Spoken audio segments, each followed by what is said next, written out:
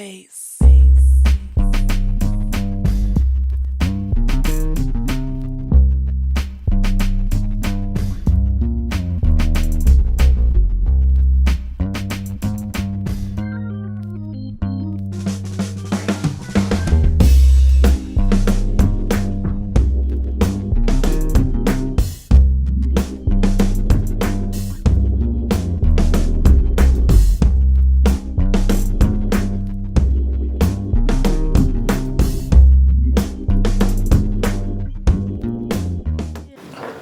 Dysfunctional Family, episode 34. First and only take.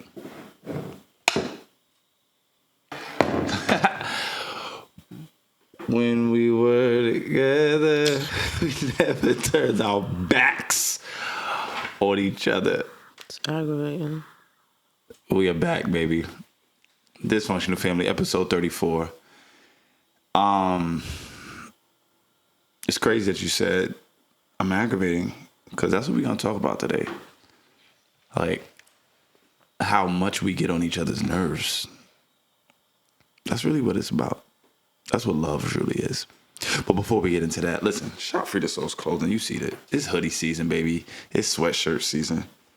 They call me Earl Sweatshirt out here in these streets. Feel me? This to be not weary from the Galatians 6 and 9 collection. I mean, it just feels and looks crazy, as you can see. Go cop up, freethersoulsclothing.com. Shout out our sponsors. Sponsored by God. You feel me? Sponsored by God. Man, it's in here tight, yo. I don't even know if she mad at. She just be mad. Like a little pit bull, some little chihuahua. Just mad. How they call you? You could be a male one. Get into your opening story, please. All right. So I was having a conversation with a friend of mine. And we were talking about we were really talking about friendship. And we were talking about how skewed and inverted, I don't even want to say inverted, but how skewed and somewhat contaminated we feel like the idea of friendship is in this age, in terms of this culture that just seems to always want people to cut somebody off. It's like, cut somebody off. You trying to level up. Get rid of people. You don't need these people in your life. And while I do subscribe to that in certain areas of life, I think sometimes we over-determine our friendships and our connections by that mindset. And what he and I were talking about was how friendships really are built for adversity. There's a scripture in Proverbs, I think it's 17, chapter 17, verse 17. And it tells you that a friend loves at all times, and a brother is built for adversity. And we were going through how adversity, and nowadays it like pushes people away. Like it makes somebody not want to connect with you, or not want to, oh, you got too much going on, and it's like, if we were really friends, what does that look like in the midst of adversity? And then the conversation went deeper, because we started to talk about like how relationships don't seem to endure. It's like nowadays people will just like break up over anything, and it's like everything is about how I feel and not what's best for us in our future, right? And he and I were talking through this idea of this fragility of love, this love that doesn't seem to be able to last or deal with anything. Divorce rates are high, breakup rates are high, nobody trusts each other.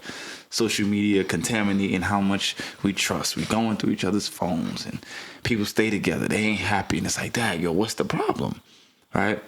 And I got to thinking, like, maybe the problem is what we expect out of a relationship. what we expect it to look like has been framed by this ideal and this fairy tale that was never the goal of relationships, right? We kind of put relationships in this space of euphoria, and this is the person I have ideal happiness with, but we never consider all the dark things that we have to go through with them, right? There's this ugly side of love that is often not advertised because it's not pretty and it doesn't make money, right? And we don't prep or talk enough about the ugliness of relationships that makes love beautiful. There's an ugliness to relationships that actually makes love beautiful. Love is not beautiful because everything is already good. Love is beautiful because even in the messy things, it overcomes. That's the beauty of it. And we were just talking about, like, what are we doing wrong in terms of how we're approaching and understanding relationships? And I think we're not honest enough about the fact that, like, somebody is built to deal with my crap. Like, like there's somebody that's built to just deal with my mess. And I'm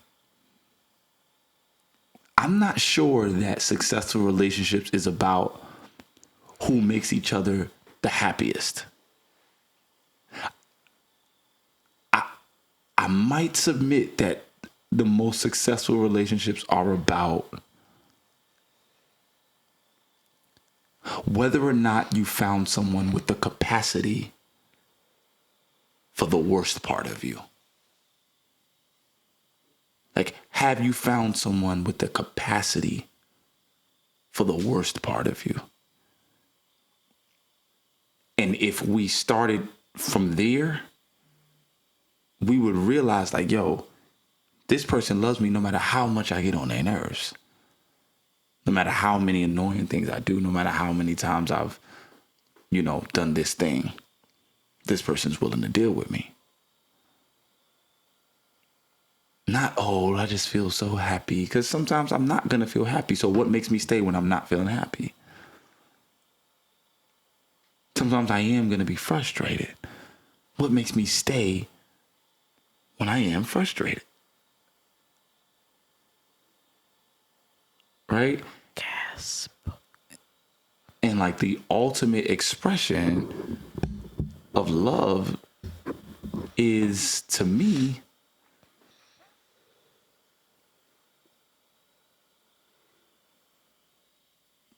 sometimes how ugly it actually is. If that makes sense. Absolutely. Yeah, and so I totally agree. I know I get on your nerves. And that's part of why I know that I'm meant to be with you, because like you have the capacity. There are people that would have broken up with me by now because of certain things that you, I think, was pre-wired to have the capacity for, that other humans don't have the capacity for, and vice versa.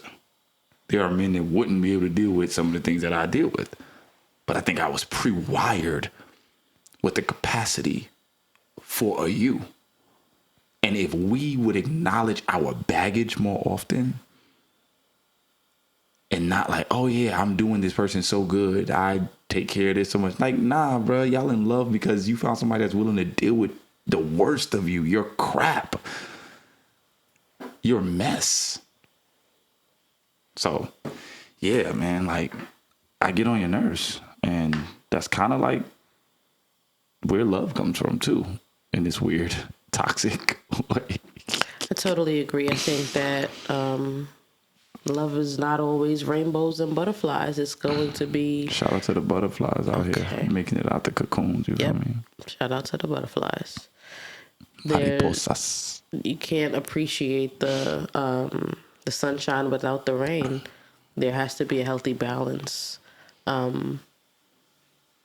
There has to be a healthy balance for any healthy relationship. You sound sleepy. I am sleepy. All right. There has to be a healthy balance for any I heard the healthy vocal relationship. But I think also in acknowledging that, we do have to also be able to distinguish between knowing when someone loves you unconditionally in spite of your flaws, in spite of your imperfections and your shortcomings, and recognizing like when you're being taken advantage of. Okay. Because do you accept me because I'm this way and you just love me? Or are you doing things intentionally because you know that I'm going to stay no matter what? You know what I mean? So I think that that's a really important thing to clarify and be aware of. Like, are you being emotionally taken advantage of? Because that person knows, you know, she loves me, he loves me, they're going to stick with me no matter what I do. Or I think there's a really thin line between being taken advantage of emotionally and someone just accepting your flaws and knowing and having faith and believing that you'll be a better person. Or, hey, maybe that flaw is just not a huge deal. It's just something that they have to deal with. You know, it's not a huge inconvenience to the relationship. It might be annoying sometimes, but you can live with it. Yeah. You know what I mean? So I think that's a big thing to be aware of.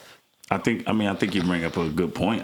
Yes, there is obviously a distinction between emotional abuse and someone that has the capacity for the full range of me as a person. I think that one of the differences is that, like, with emotional abuse, the signs are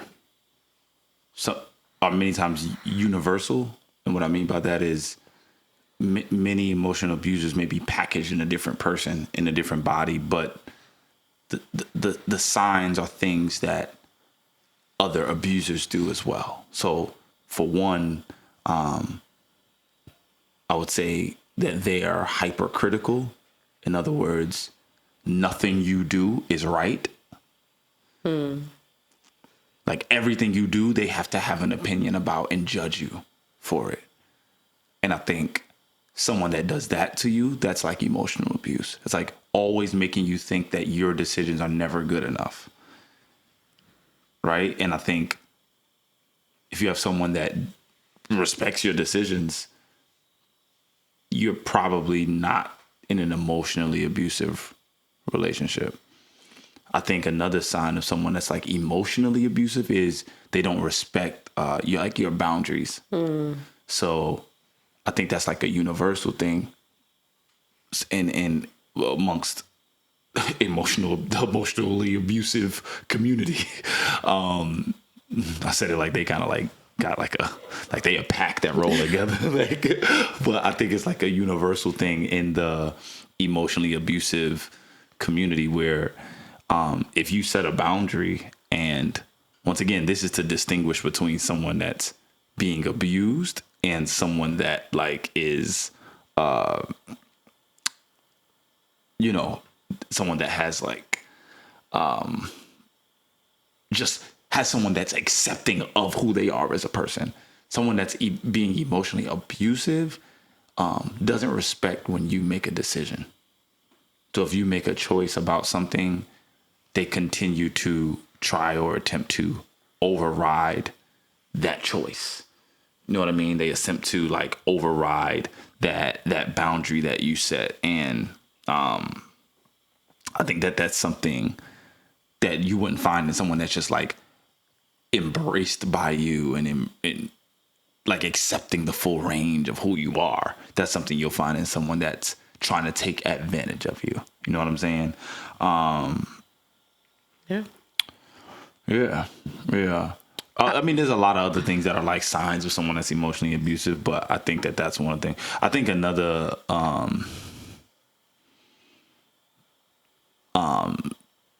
like they're super manipulative too. Emotionally abusive people are super manipulative, and they kind of sometimes like force you to think you're crazy about things you're right about. Kind of like narcissistic. Not really. not all. I mean, I guess it may be like it may stem from narcissism. I'm not sure, but I don't. It's not always narcissism I'm talking about. But yeah, they're like manipulative. They kind of like talk you into thinking there's something wrong with you all the time. And I think that's a lot different from someone who's like, I have flaws, I have weight, and I am working on it. Yeah, I think like that's a great segue to something that I wanted to mention, because it is important to have someone who not only accepts your shortcomings, but it's important to have someone who encourages you to grow and become a better person. Because you can have someone who, you know, okay, this is something that they struggle with.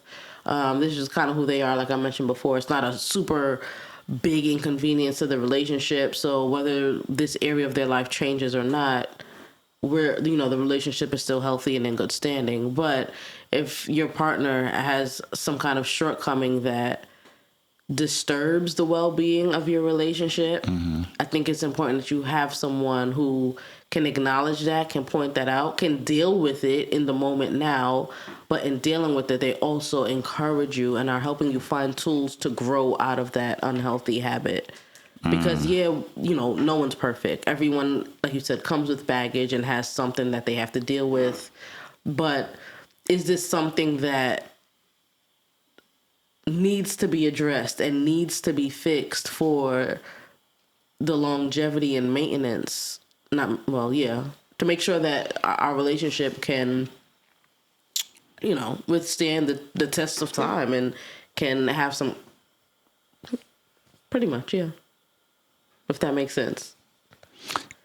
Yes. Sorry if I cut my thought a little bit short. I didn't know where the thought was ending. I didn't know what were you landing on? Just making sure like you have someone who's gonna help you grow from whatever your imperfection is. That, yes, I can deal with it now. We're good right now, but let me help you be better, because I see your potential to grow as a person. Yeah.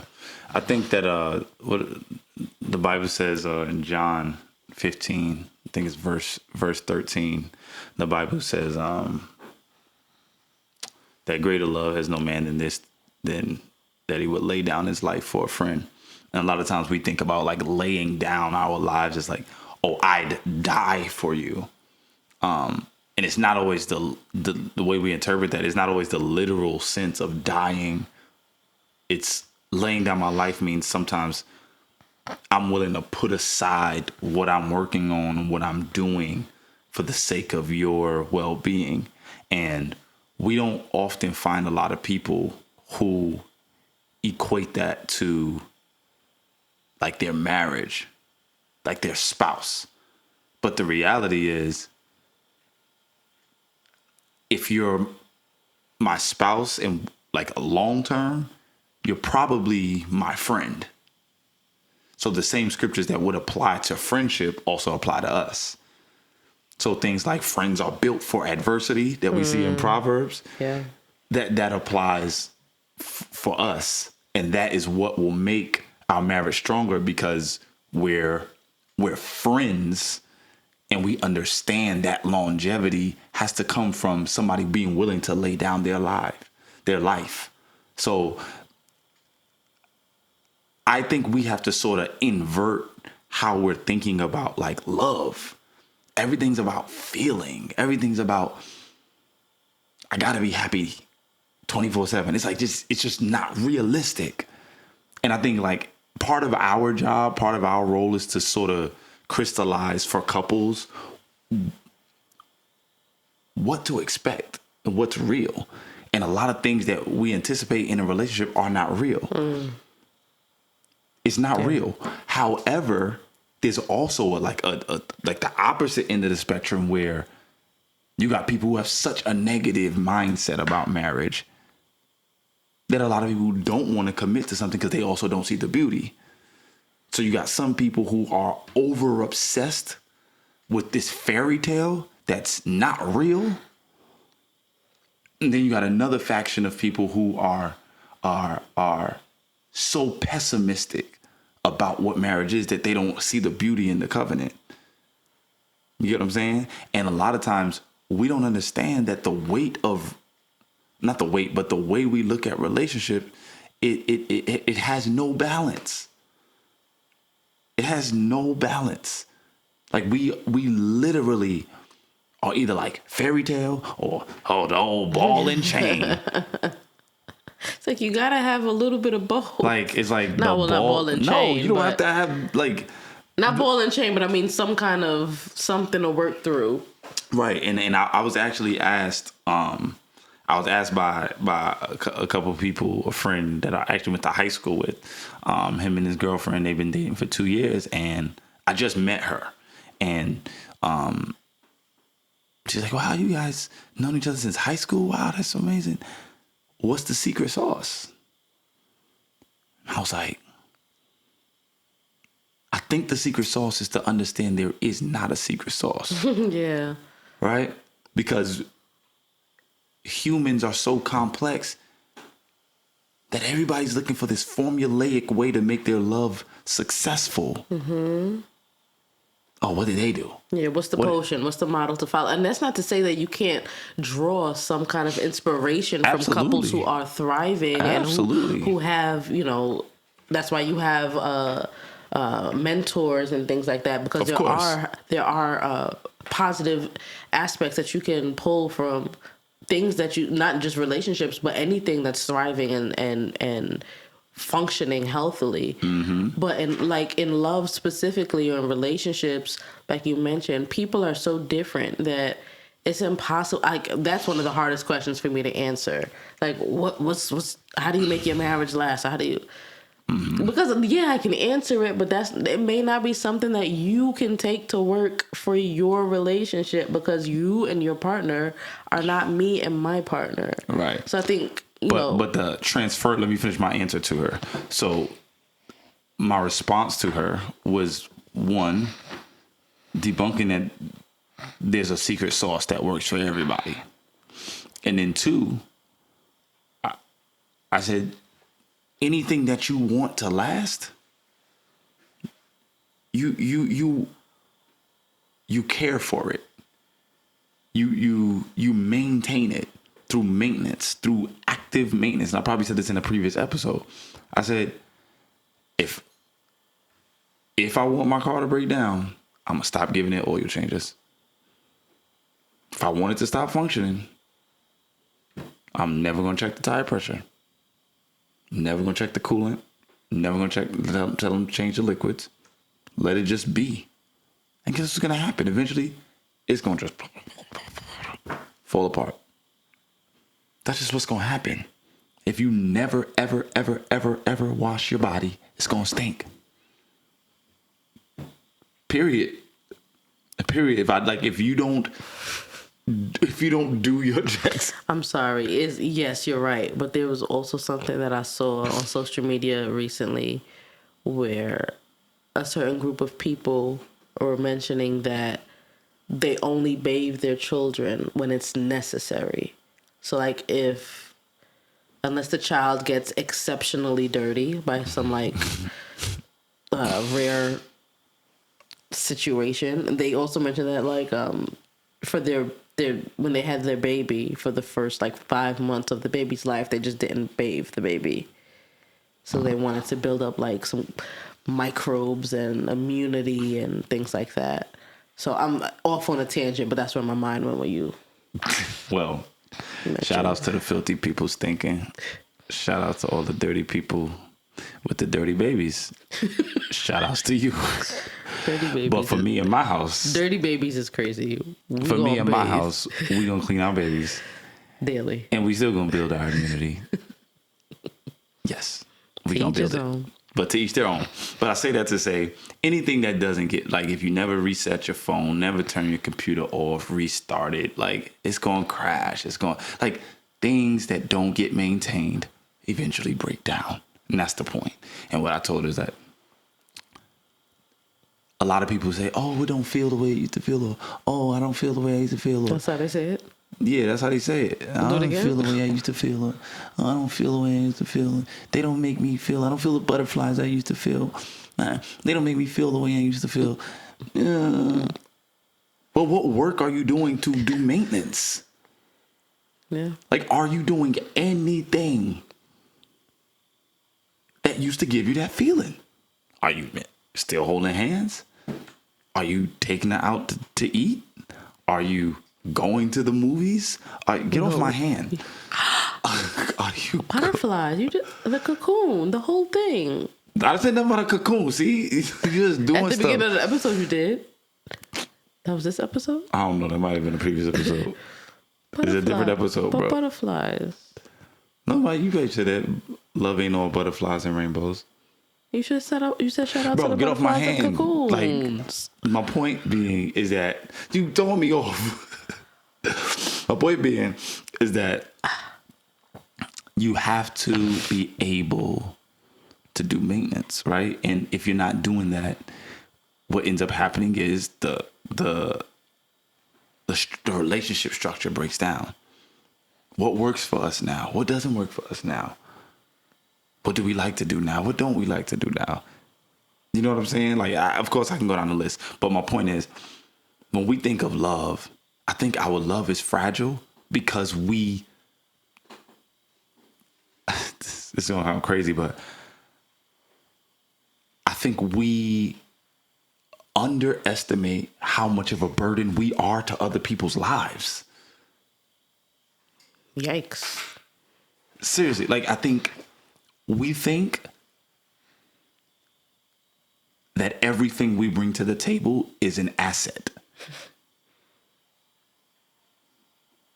And we never consider how much of a burden we are to someone else, how much we ask of them, how much we desire from them. I want you to make love to me every night. I want you to do this, turn around, wear That's how they this, talk? do that, do this. Do it again. What else they say? I want you to cook 5-star meals every night. I don't care what you feel like when you come home from work. I don't care what you deal with.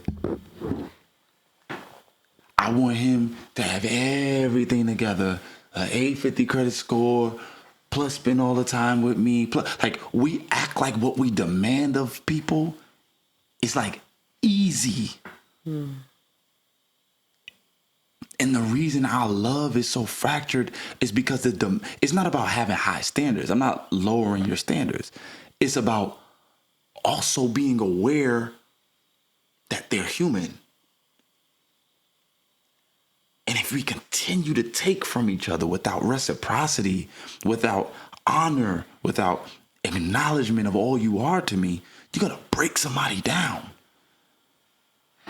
It's heavy. Yeah. And we don't realize how much of a burden we are. And if we start from that, I know it sounds like a deficit-based mindset and a deficit-based theory, but that really, really will help us humble ourselves in the presence of the person we love. Like, I know that I'm a lot. Thank you for tolerating me. I know that I'm a lot. Thank you for tolerating me. She's being annoying. I'm being serious. But yes, yes. Yes, I'm a lot. Yes. And yes, I accept your... Still love me? Thank you. Do I still love you? Come on, son. You asking silly questions. All right. We got in this episode. But I'm saying all that to say we have to approach our love knowing that we're a lot. Yeah. And if love starts from a place of gratitude for all that we're going to ask of a person and all that person's going to ask of us, there will be perpetual honor for one another. That creates a true appreciation. I'm never going to stop being a lot. I'm a dreamer. I'm a visionary. I am enterprising. I'm bright. I'm talented. I'm never going to stop being a lot. Because you don't get all that other stuff without me being a lot. Like, that comes with the package. So for all the people that think they could deal with me, it's like, You can't deal with what she deal with. She's pre-wired with the capacity for me. And all the guys that see her like, oh, she a baddie, oh, I would da. You can't deal with everything that comes with being with her. Like what? I am pre-wired. I'm not answering that in public. There'll be two things that come. No, Amanda. That one. I am pre-wired with the space for you. Like relationship, when it's with the right person, has elasticity. I feel like we should hug right now. It can continue to grow. It can continue to stretch when you are with that right person. Why do you feel like we should hug right now? It just feels like a sweet moment. Do you want to hug? Mm-hmm. I'm gonna get your makeup on my hoodie just for the souls. Got him! But So, yeah, like I really believe God. I really believe God is like pre-wired us, preordained us with the capacity for certain people, and you know it. I feel like I'm tapping into a different space. It's happening again, like it did a couple episodes tap ago. in. You know it when you're energized by doing the same thing that would drain you for somebody else. That's good. That's good. I think that's when you know you've connected with somebody that God has given you capacity for. Because when you did the same things with and for other people, it wore you out. But doing it for this person energizes you. It's really good. It's like, that's an indicator that I have capacity for this person. A capacity that's divine that I didn't like just conjure up myself. And I say that to say, thank you for putting up with me. Because I know I get on your nerves. My tenderoni. I know I am a lot. I know I demand a lot. But you deal with it. And it's not abusive. You're not dealing with like abuse. You're dealing with all that comes with me being me. My adversity, my family, my bloodline, my neighborhood I grew up in. You deal with that. And vice versa. I deal with what comes with you. Your culture, your people, your family, your identity. I have capacity for it.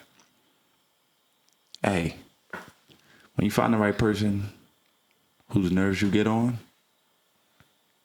thank God. Don't be mad.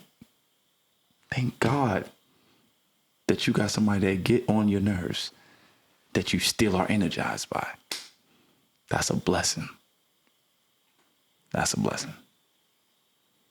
I ain't got nothing else because you be going crazy, my boy.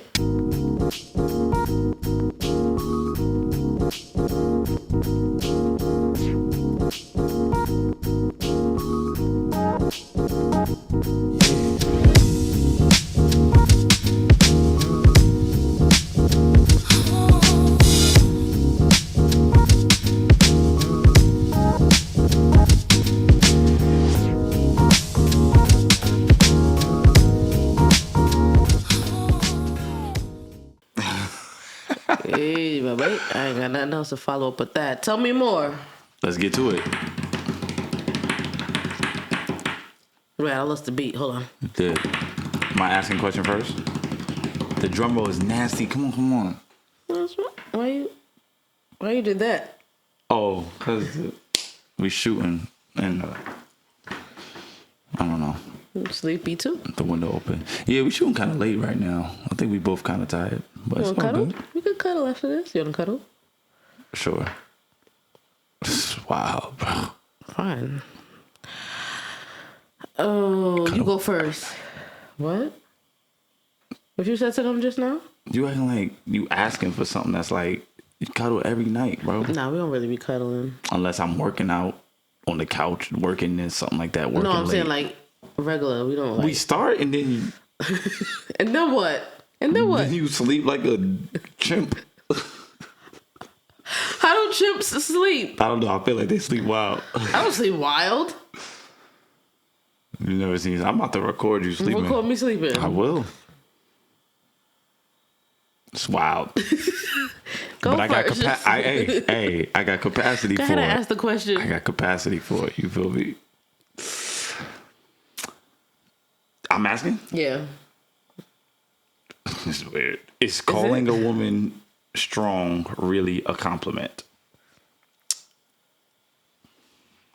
I think that, it's a hot topic that, especially among African American women who recently have, I saw some memes and posts recently about this topic, specifically questioning, is it a compliment, or do we just expect Black women to put up with so much that they're kind of expected to be strong? Mm-hmm. You know what I'm saying? If that makes sense. I feel like it's not an insult. I think it is a compliment. Mm-hmm. It could be both, but I feel like it's more of a compliment than an insult, because I think when you tell a woman that she's strong, you acknowledge what she has to carry, mm-hmm. and you see how she handles it. Mm-hmm. So yeah, I mean, women, and more specifically Black women, shouldn't have to deal with some of the burdens and things that they do deal with, but acknowledging that you see their strength, that they handle it the way that they do, doesn't justify the fact that maybe some of the weight should be lifted, but the fact that they carry it and carry it well, I think is a compliment. I don't think that it not being a compliment means the other characterization has to be insult. If that makes sense. I think it could not feel like a compliment to someone else, but it not be insulting. It's just I don't want to be characterized as that. I get the not wanting to be characterized as that, because I think historically Black women have had to deal with so much that people take your humanity away, and you don't have the freedom to be human because you got to be the strong Black woman, yeah. Which is almost like robotic. It means taking care of the kids. It means working full time. It means being a boss chick. It means also being an intellectual. It means also holding on to your ratchetness. It means also, it's a lot. It's robotic. You know what I mean? It's it's almost like AI. It's a artificial thing. Binary codes just programming you, and it's not real. It takes away your humanity, to make mistakes, to be weak, to be vulnerable, to cry. So I could see it not being a compliment, but still not being insulted by it, if that makes sense. Yeah, I think that you can play it both ways. Yeah. But yeah. I'm sorry. I wasn't supposed to answer that. Fine. All right. What's my drink? So, what is your best advice for someone struggling with submission? Men or women? I was about to say how should we did an episode about submission where you know it's a two-way street, but for either men or women, if they're struggling with the concept or struggling with actually putting submission into play in their relationship, what's your best advice to them? My best advice would be to clarify the mission in your life. If you clarify what the mission is, you won't have a problem being under that.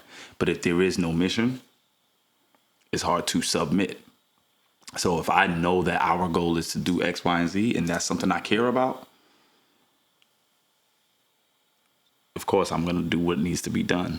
I submit myself to figure out how to do this, right? So clarify the mission of whatever it is. I don't know if this dynamic, I guess we're a couples podcast, so I should assume the dynamic we're talking about here is relationship. I think if that's the case, clarify what you and your spouse's mission statement is for your relationship. What are you going after? What's your end game? What's your goal for your children, for yourself, for your spirituality? If you clarify your mission, you'll know what you want to be under. But if the mission is not something you see for the end of your life, that's where the tension of struggling with submitting. Even powerful people submit under something. True. Billionaires submit to their to their schedules to make sure they have reading time and read the stocks and read the market. They are submitted to that market. All of us submit to something. But what's the mission? Submission has to have a clear mission. If we don't have a clear mission, that's where the contention of why I struggle to submit for you, to submit for. I mean, that's a nasty sentence. We shoot about 1 a.m. This is a nasty sentence coming out. Foggy. But y'all get my point. That's an excellent answer. But Thank y'all know you. how we do. I wasn't even prepared for that. Y'all know how we do. Hit that like, subscribe, share button, download, comment, all the things. Thank y'all for rocking with us for another episode. Just giving winks to all the cameras. Okay. Hit freetosoulsclothing.com for our fall favorites and all of your cold weather essential items. We love y'all. We appreciate y'all. And we'll see you next time. They got it.